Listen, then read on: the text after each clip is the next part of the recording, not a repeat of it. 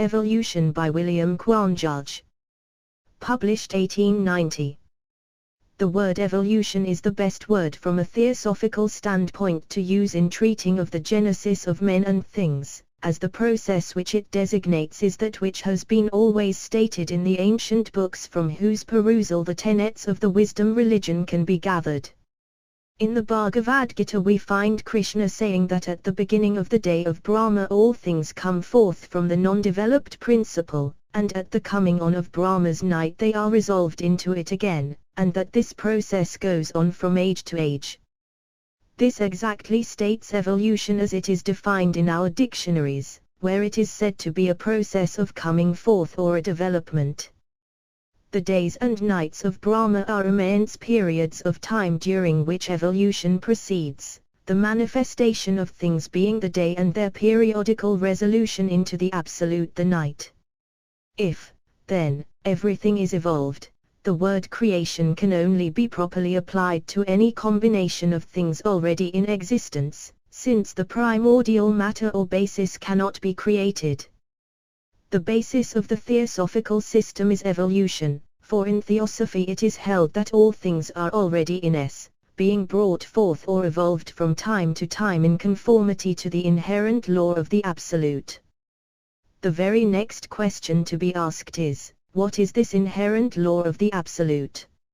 As nearly as can be stated, although we do not and cannot know the absolute, we have enough data from which to draw the conclusion that its inherent law is to periodically come forth from subjectivity into objectivity and to return again to the former, and so on without any cessation.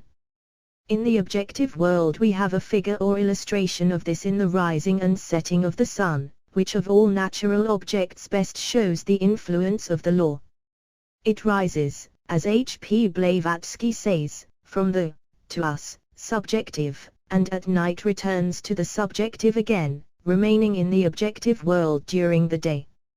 If we substitute, as we must when attempting to draw correspondences between the worlds, the word state for locality or place, and instead of the sun we call that object the absolute, we have a perfect figure, for then we will have the absolute rising above the horizon of consciousness from the subjective state, and its setting again for that consciousness when the time of night arrives, that is, the night of Brahma.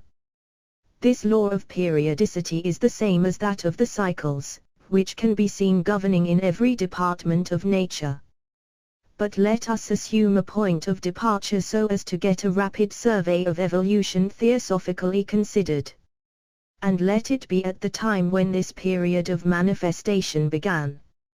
What was projected into the objective world at that time must have been life itself, which under the action of the law of differentiation split itself up into a vast number of lives, which we may call individual, the quantity of which it is not possible for us of finite mind to count.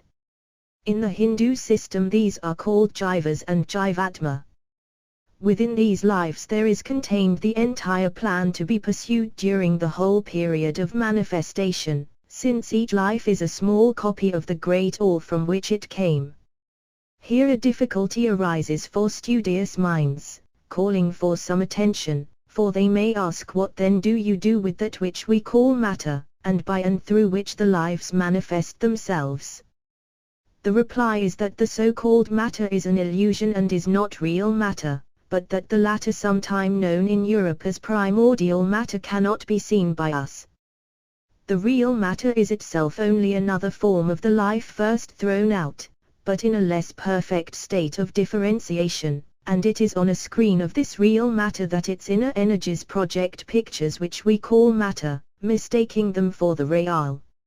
It may then be further asked, have we not been led to suppose that that which we supposed was matter but which you now say is an illusion is something absolutely necessary to the soul for acquiring experience of nature? To this I reply that such is not the case, but that the matter needed for the soul to acquire experience through is the real unseen matter. It is that matter of which psychic bodies are composed, and those other material things all the way up to spirit.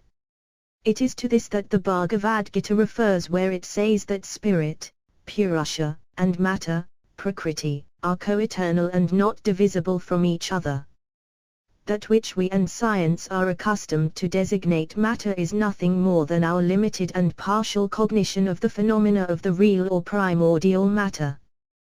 This position is not overturned by pointing to the fact that all men in general have the same cognitions of the same objects, that square objects are always square and that shadows fall in the same line for all normal people. For even in our own experience we see that there is such a thing as a collective change of cognition, and that thus it is quite possible that all normal people are merely on the single plane of consciousness where they are not yet able to cognize anything else.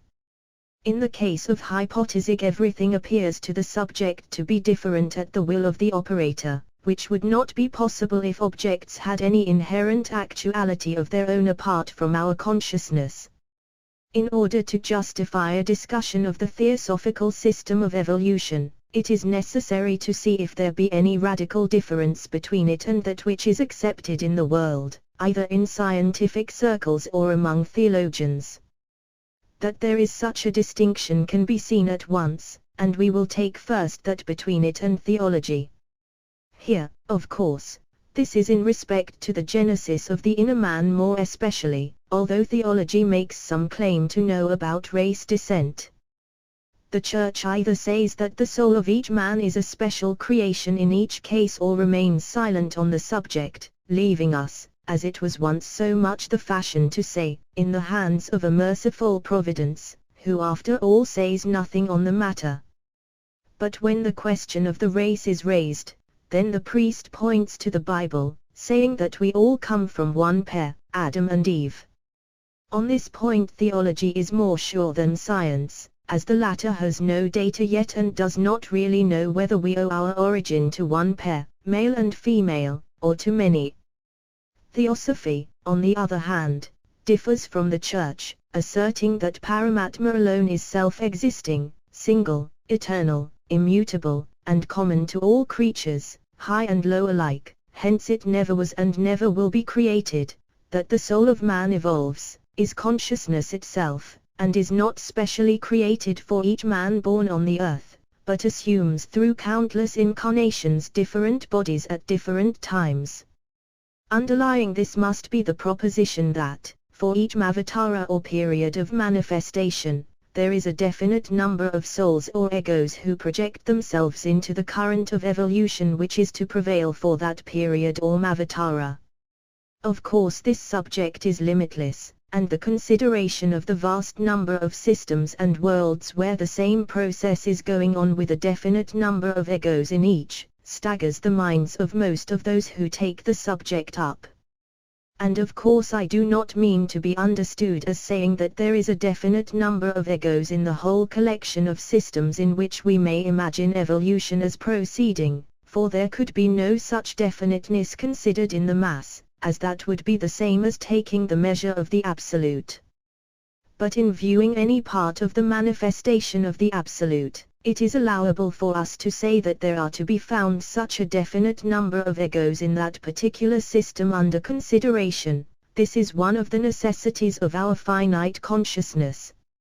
Following out the line of our own argument, we reach the conclusion that, included within the great wave of evolution which relates to the system of which this earth is a part, there are just so many egos either fully developed or in a latent state. These have gone round and round the wheel of rebirth, and will continue to do so until the wave shall meet and be transformed into another. Therefore there could be no such thing as a special creation of souls for the different human beings born on this earth, and for the additional reason that, if there were, then spirit would be made subservient to illusion, to mere human bodies. So that in respect to theology we deny the propositions, first, that there is any special creation of souls, second, that there is, or was, or could be by any possibility any creation of this world or of any other, and third, that the human race descended from one pair. In taking up the difference existing between our theory and that of science we find the task easy. Upon the question of progress, and how progress or civilization may be attained by man, and whether any progress could be possible if the theories of science be true. Our position is that there could be no progress if the law of evolution as taught in Theosophy is true, even in a material sense.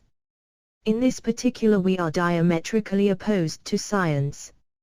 Its assumption is that the present race on the earth may be supposed to belong to a common stock which in its infancy was rude and barbarous, knowing little more than the animal, living like the animal, and learning all it now knows simply by experience gained in its contest with nature through its development. Hence they give us the Paleolithic age, the Neolithic age, and so on. In this scheme we find no explanation of how man comes to have innate ideas. Some, however, seeing the necessity for an explanation of this phenomenon, attempt it in various ways, and it is a phenomenon of the greatest importance. It is explained by Theosophy in a way peculiar to itself, and of which more will be said as we go on.